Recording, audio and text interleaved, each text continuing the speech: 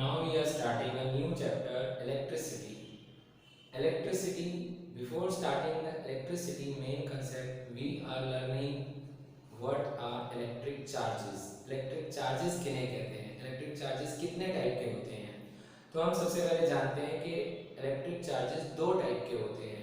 There are two types of electric charges, positive and negative. Okay. अब ये दोनों charges behave कैसे करते हैं. अगर उन चार्जेस में से हम सिमिलर चार्जेस को यानी लाइक चार्जेस को साथ में रखते हैं तो कैसे बिहेव करेंगे, और अगर ऑपोजिट चार्जेस को साथ में रखेंगे तो वो कैसे बिहेव करेंगे.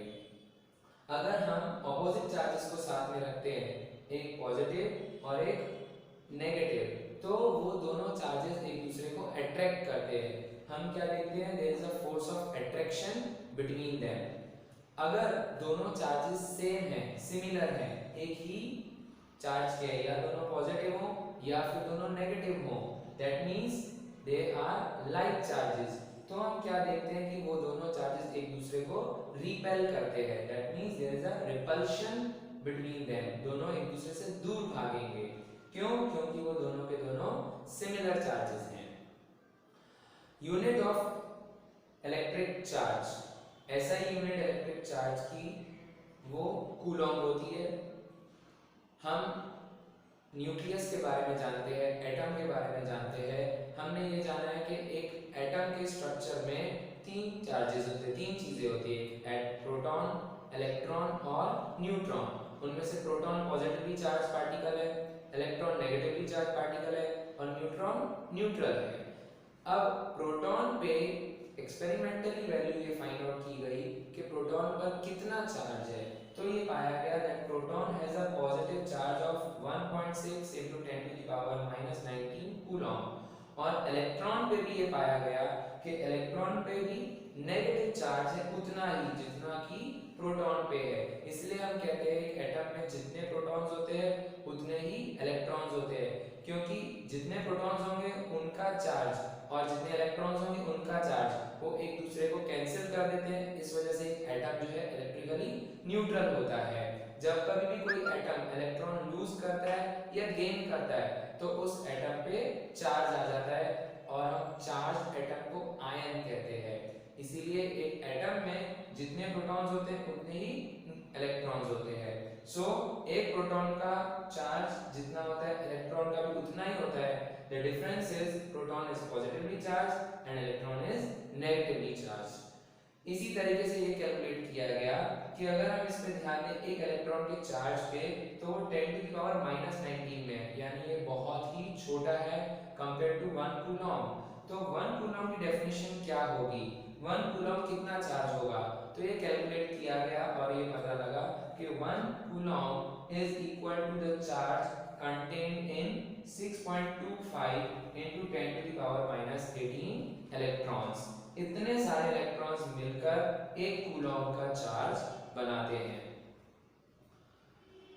Next we move on to types of the conductors. जो सब्सटेंसेस हमारे एनवायरनमेंट में पाए जाते हैं वो इलेक्ट्रिसिटी के साथ कैसे बिहेव करते हैं, उस बेसिस पे दो टाइप के सब्सटेंसेस क्लासिफाई किए गए. एक कंडक्टर, दूसरे इंसुलेटर.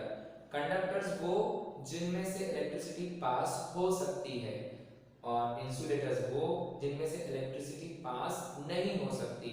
फॉर एग्जांपल कंडक्टर्स कौन से होते हैं, जैसे मेटल्स, जितने भी मेटल्स हो गए, आयरन, कॉपर, एल्यूमिनियम, गोल्ड, इन सबको हम वायर्स की तरह भी यूज करते हैं हमारे इलेक्ट्रिकल अप्लायंसेस में.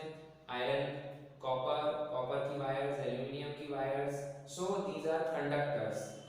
इंसुलेटर्स वो जिसमें से इलेक्ट्रिसिटी पास नहीं होती है, वो कौन से हैं, plastic, would, rubber, cotton. These things do not pass electricity, इसलिए उनको हम कहते हैं इंसुलेटर्स. जहां हमें करंट की जरूरत नहीं है वहां हम इंसुलेटर्स का यूज करते हैं. जैसे कि वायर्स की कवरिंग वो रबराइज्ड होती हैं. Why? Because रबर जो है वो इंसुलेटर है, वो करंट को पास नहीं होने देता, इसीलिए रबर से वायर्स की कवरिंग की जाती है. जो कंडक्टर्स हैं अगर हम उनको स्टडी करें तो कंडक्टर्स इलेक्ट्रिसिटी को क्यों पास करते हैं? बिकॉज कंडक्टर्स में फ्री इलेक्ट्रॉन्स होते हैं। कंडक्टर्स कौन से हमने पढ़े? मेटल्स। और मेटल्स में फ्री इलेक्ट्रॉन्स होते हैं, उनके मूवमेंट की वजह से इलेक्ट्रिसिटी पास होती है। Current is what? Flow of electrons.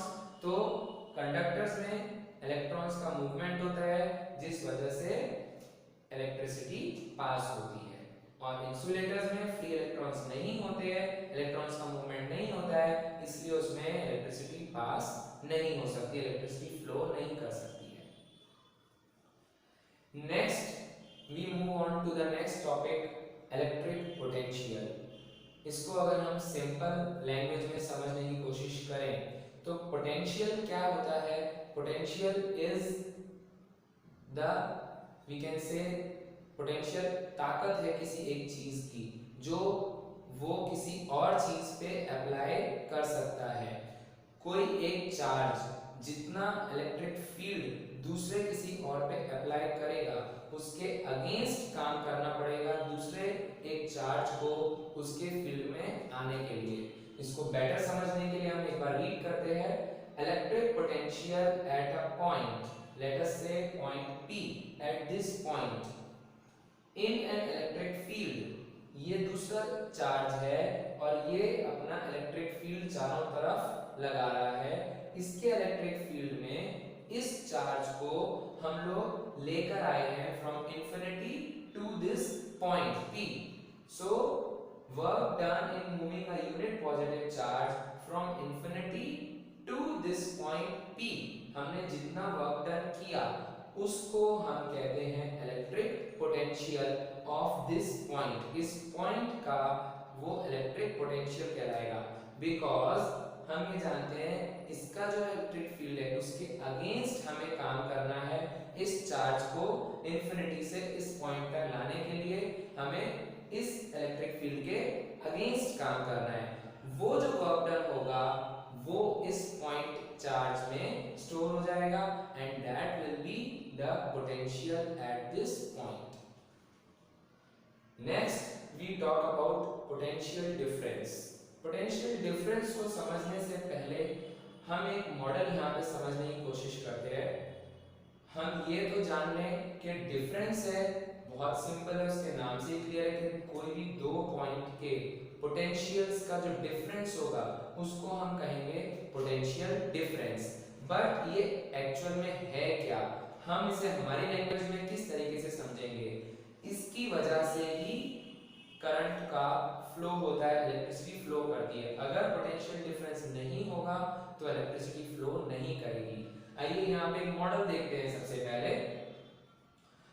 ये हमने दो बीकर्स एक पाइप से कनेक्ट किए हैं और एक टैप लगाया है। ये बीकर कंप्लीटली वाटर से फिल्ड अप है। यहाँ पे there is zero volume of water. यहाँ पे हम बाद में देखेंगे, जब हमने यहाँ देखा कि ये टैप क्लोज्ड है, यहाँ पे completely filled up with water, यहाँ पे जीरो वाटर। दैट मींस हम इसको अगर पोटेंशियल से समझें तो ये पॉइंट पे इस बीकर में फुल पोटेंशियल है, इस पॉइंट पे इस बीकर में पोटेंशियल जीरो है। जब हम टैप ओपन कर देते हैं तो क्या होता है कि करंट फ्लो करना शुरू करेगा और करंट तभी फ्लो करेगा जब दोनों में पोटेंशियल डिफरेंस होगा। यहाँ हम देखें, यहाँ पे पोटेंशियल बहुत ज्यादा है, यहाँ पे पोटेंशियल जीरो है, पोटेंशियल डिफरेंस है, इसी वजह से करंट फ्लो होगा। जैसे ही हम टैप ओपन करेंगे करंट फ्लो करता जाएगा और करंट कब तक फ्लो करेगा? जब तक दोनों बीकर्स का या हम कहें दोनों पॉइंट का पोटेंशियल सेम नहीं हो जाता।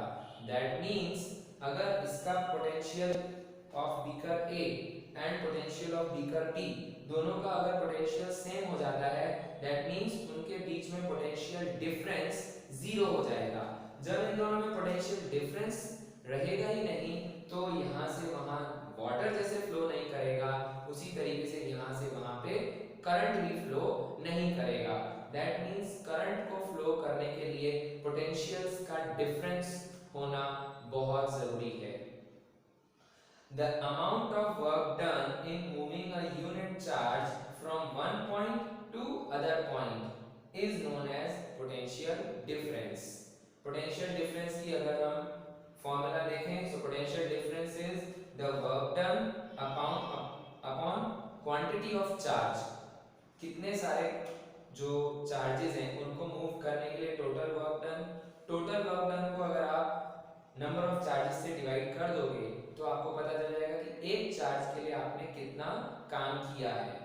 सो that is the potential difference and that is equal to W, that is work done upon quantity of charges, total charge that is Q. ऐसा ही यूनिट पोटेंशियल डिफरेंस की वोल्ट है. इसको V से हम शो करते हैं. हम जानते हैं वर्क डन की यूनिट जूल है और quantity of charges that is charges की यूनिट कूलॉम है. So 1 volt will be equal to 1 joule upon 1 coulomb. तो 1 वोल्ट की डेफिनेशन ऐसे बनती है कि जब हम 1 कूलॉम के चार्ज को मूव करने के लिए 1 जूल का वर्क कर रहे हैं, then that much there will be a potential difference of 1 volt. अब हम यहाँ पे रियल लाइफ के जो सर्किट होते हैं उसमें हम potential difference between any two points, कोई भी दो पॉइंट्स के बीच में अगर हमको पोटेंशियल डिफरेंस मेजर करना है उसके लिए वोल्ट मीटर यूज किया जाता है. This is the volt meter जिसमें एक प्लस पॉइंट होता है और एक माइनस पॉइंट होता है. इसको इस तरीके से हम एक सर्किट में ज्वाइन कर सकते हैं. There is a conductor and इसमें से करंट पास हो रहा है. इसका पॉइंट A और इसका पॉइंट B, इन दोनों पॉइंट्स के बीच में कितना पोटेंशियल डिफरेंस है उसको मेजर करने के लिए हमें वोल्ट मीटर को पैरेलल कनेक्शन में कनेक्ट करना पड़ेगा, क्योंकि हमें चेक करना पड़ेगा कि यहाँ से कितने इलेक्ट्रॉन्स फ्लो हो, कितने ज्यादा हैं और यहाँ पे कितने कम हैं. What is the difference of potential between these two points. इसीलिए हम वोल्ट मीटर को पैरेलल कनेक्शन में लगाते हैं कंडक्टर के. That's why volt meter is connected in parallel.